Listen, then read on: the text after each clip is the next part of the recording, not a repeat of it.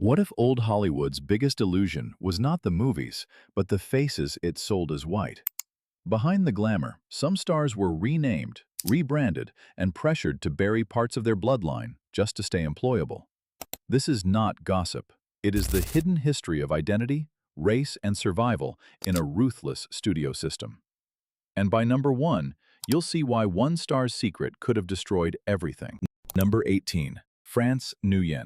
France Nguyen entered Hollywood with a face the studio system did not know how to categorize. Born in Marseille to a Vietnamese father and a French mother, she carried a mixed heritage that made her striking, elegant, and impossible to fit into the narrow racial boxes of mid-century cinema. Hollywood loved her beauty, but it often treated that beauty like a mystery to be packaged rather than a history to be respected.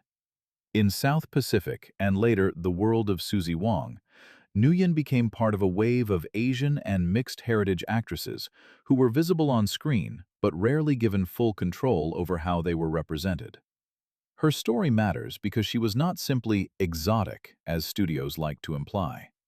She was a real woman from a complicated colonial world, stepping into an industry that wanted her image more than her truth. Number 17. Nancy Kwan. Nancy Kwan became one of the most recognizable faces of the early 1960s, but her success came with a quiet tension Hollywood rarely admitted. Born to a Chinese father and a British mother, Kwan represented a kind of mixed identity the studios found glamorous, marketable, and slightly threatening. In The World of Suzy Wong and Flower Drum Song, she helped open doors for Asian representation at a time when Hollywood still preferred stereotypes, yellowface, and safe illusions over real cultural visibility. But even as she became a star, the industry often reduced her to beauty, elegance, and foreign charm, instead of letting her full identity breathe. That is what makes her place on this list important. Nancy Kwan was not just a screen beauty.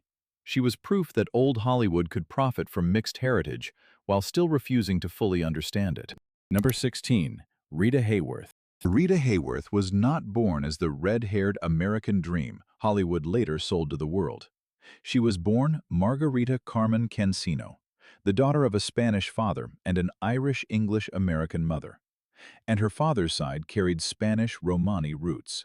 That identity mattered because early Hollywood did not simply discover Rita Hayworth, it redesigned her.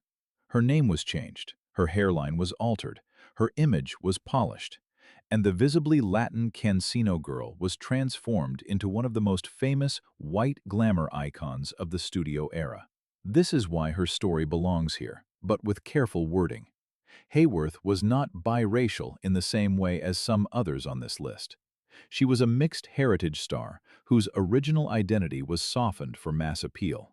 Hollywood did not just make her famous, it remade her into something safer. Number 15. Susan Kohner. Susan Kohner's story feels almost too ironic for Hollywood, because her most famous role was built around the pain of racial passing. In Imitation of Life, she played Sarah Jane, a light-skinned black daughter trying to pass as white in a world that punishes her mother's identity. But off-screen, Kohner herself also came from a mixed background. Her mother was Mexican actress Lupita Tovar, of Mexican and Irish descent, while her father was Bohemian Jewish film producer Paul Kohner.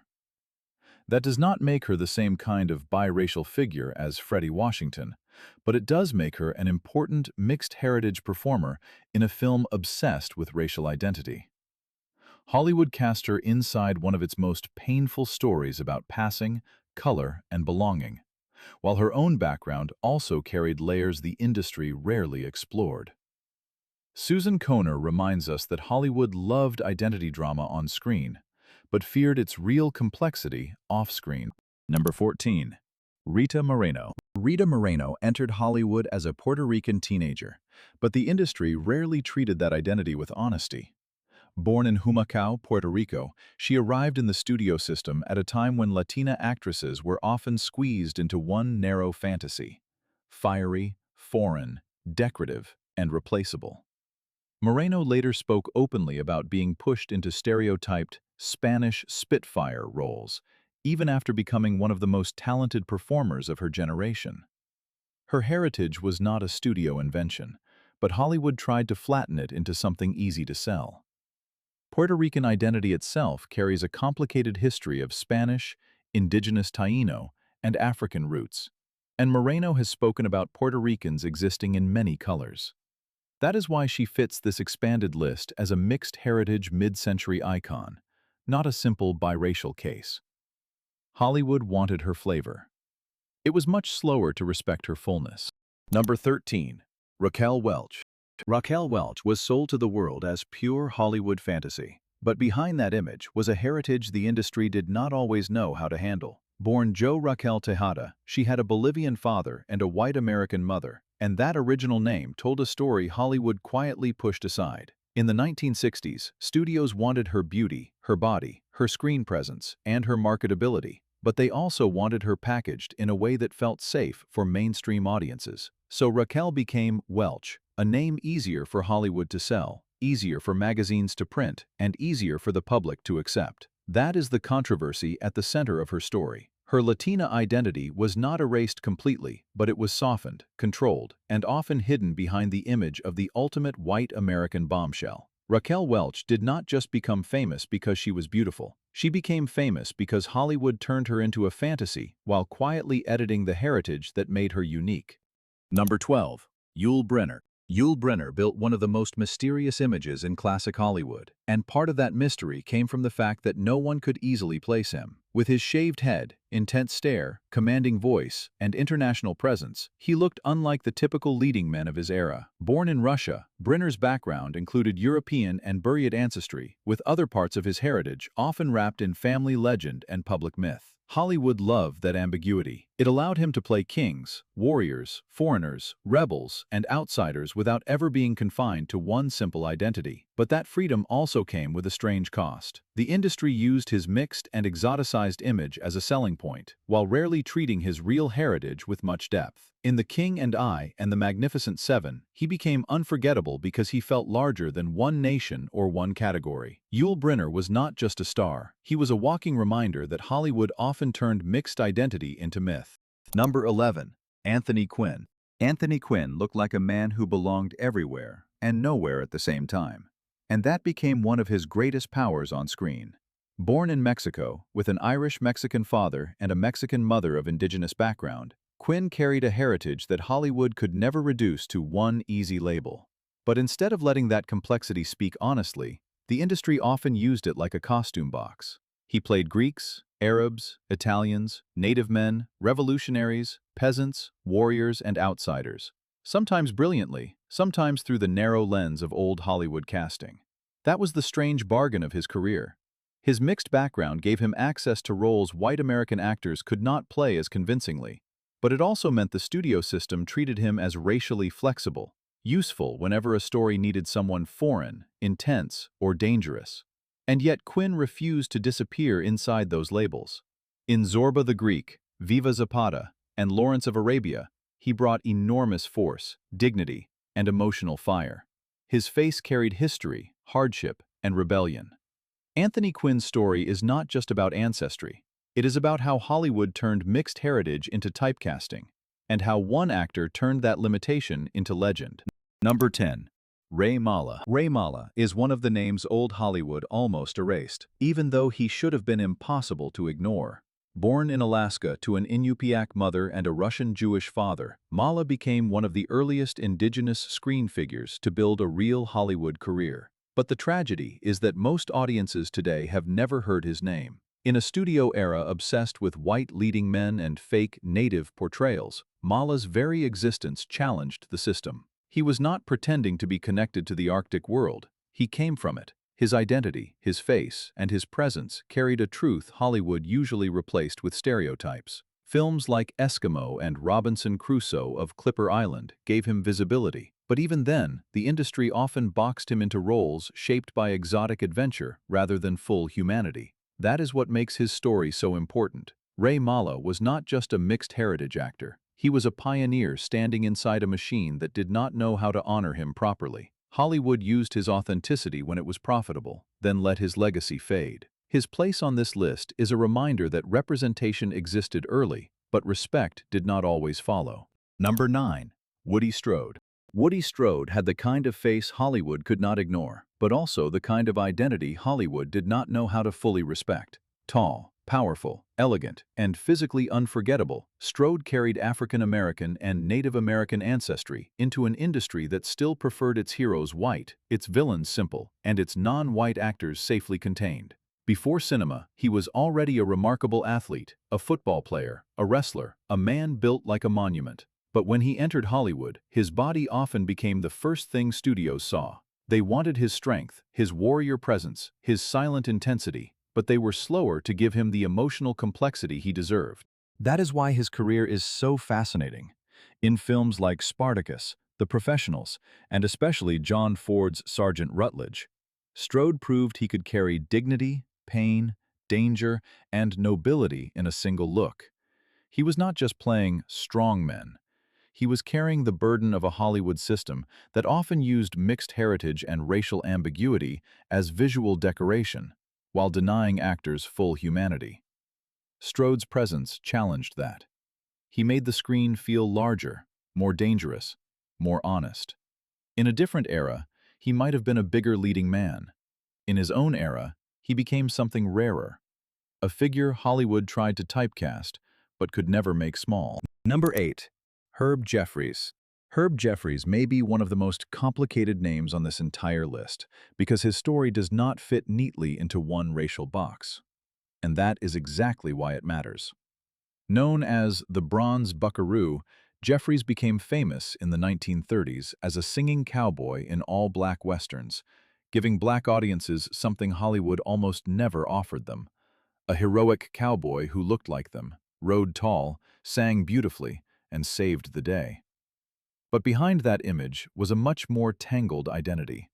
Jeffries had a mixed background, with black, white, and possibly Native American ancestry discussed across different accounts, and throughout his life, his racial identity was described in different ways depending on the moment, the audience, and the industry watching him. That controversy is part of the story.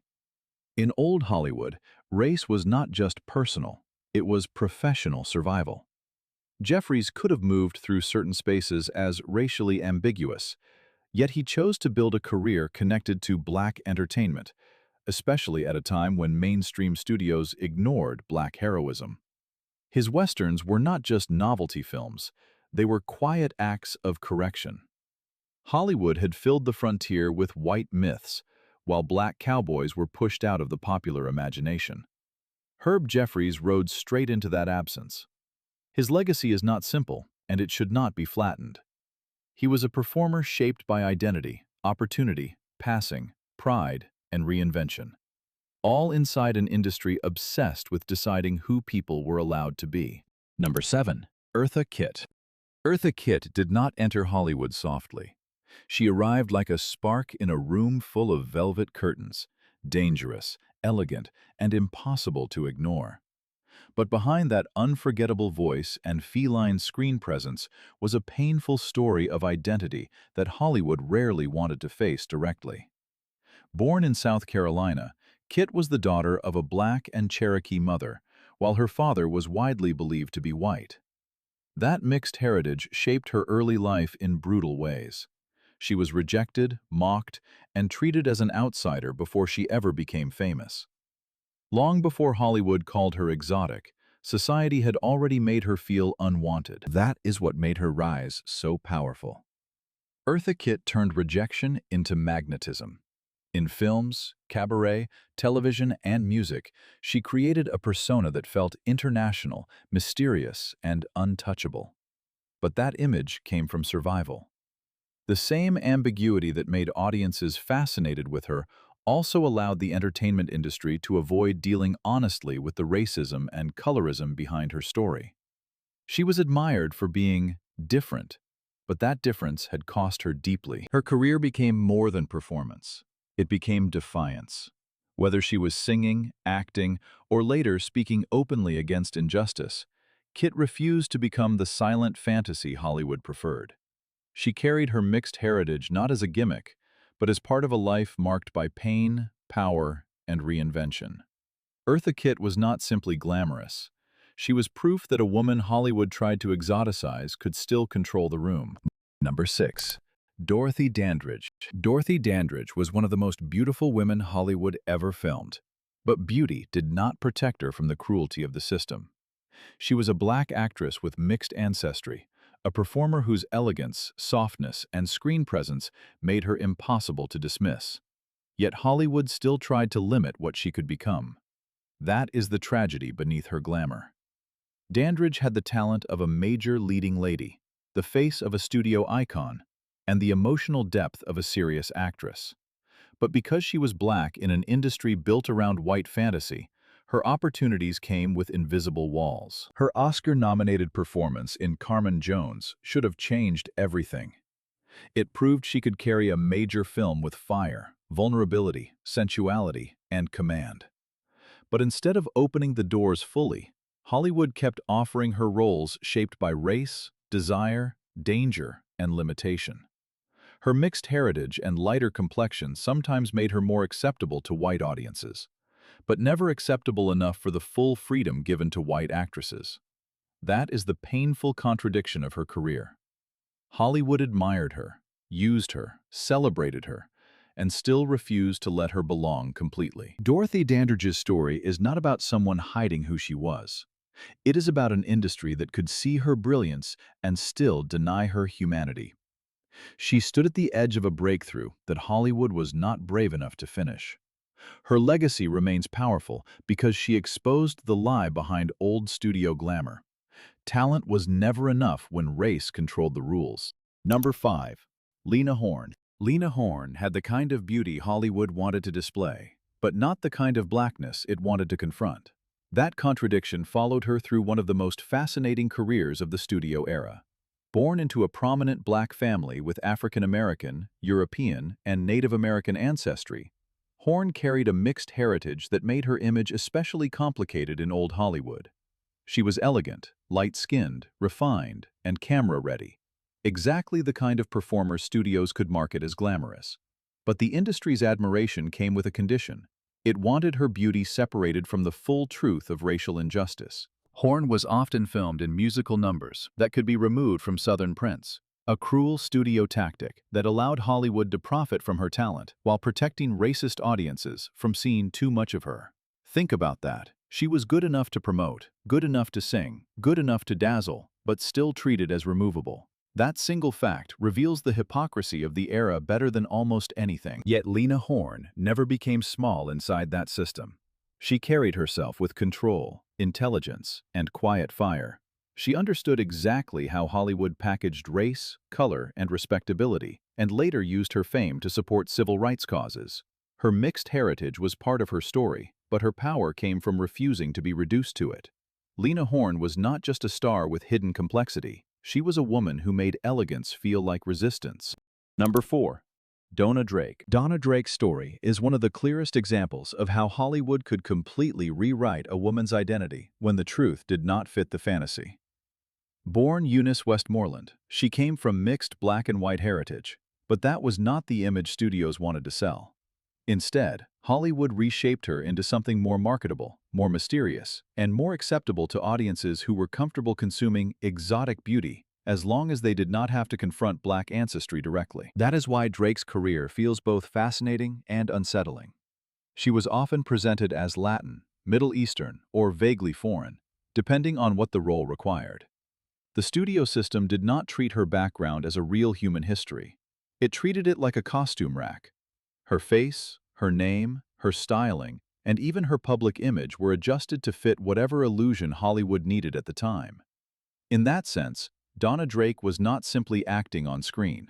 She was being cast into a false identity before the cameras even started rolling. Her career shows how racial passing and racial repackaging worked behind the scenes. Hollywood could reject blackness while still profiting from features, rhythm, beauty, and ambiguity connected to mixed heritage. Drake's story is not as widely remembered as Merle Oberon's, but it may be just as revealing. She represents the women whose identities were not merely hidden, but commercially redesigned. Donna Drake reminds us that old Hollywood did not just create stars. Sometimes it erased people first, then sold the version it preferred.